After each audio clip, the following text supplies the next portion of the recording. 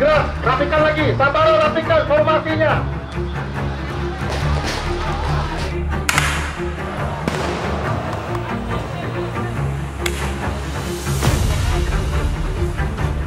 Pasca demonstrasi besar-besaran Agustus hingga September lalu, gelombang penangkapan terhadap aktivis merebak di sejumlah kota di Indonesia.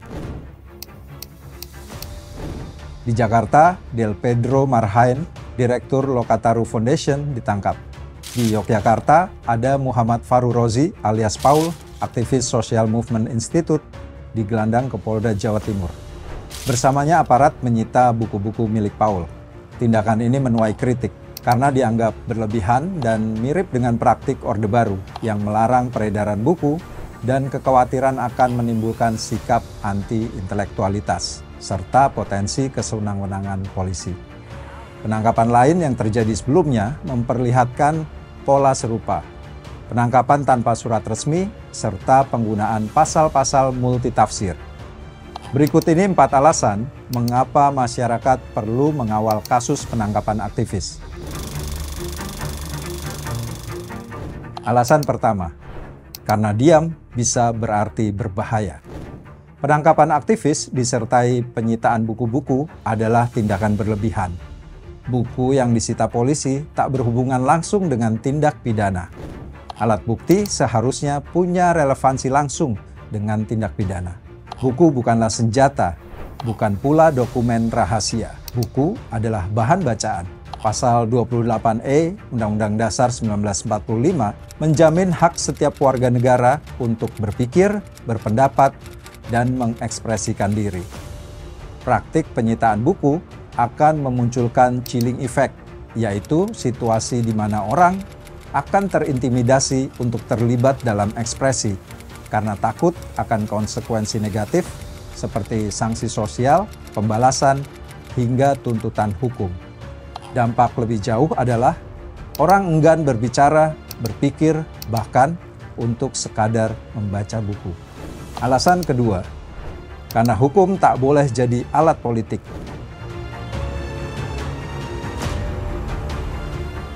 Hukum seharusnya menegakkan, bukan menekan. Penangkapan tanpa surat perintah melanggar pasal 17 dan 18 KUHP. Bahwa tersangka berhak tahu alasan penangkapan dan melihat surat tugas aparat. Namun di kasus penangkapan aktivis memperlihatkan praktik di luar aturan.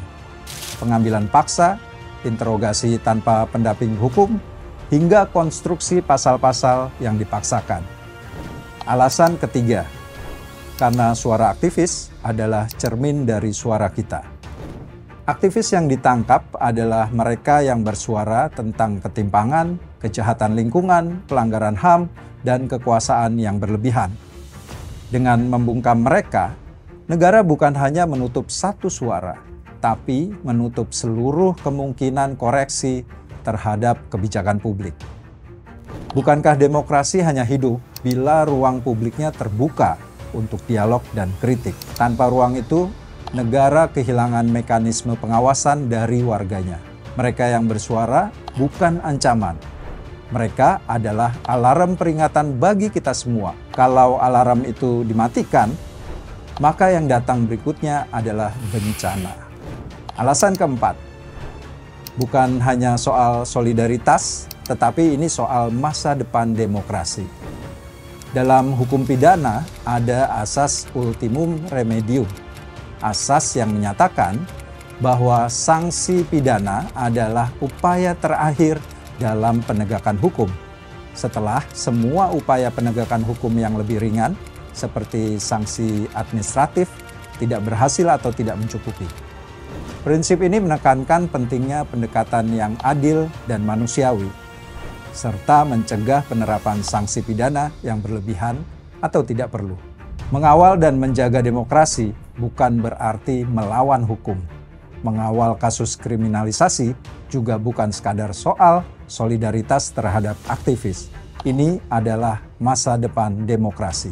Itu tadi 4 alasan mengapa masyarakat perlu ikut mengawal kasus penangkapan aktivis. Tentu masih banyak alasan lainnya. Silakan tulis di kolom komentar.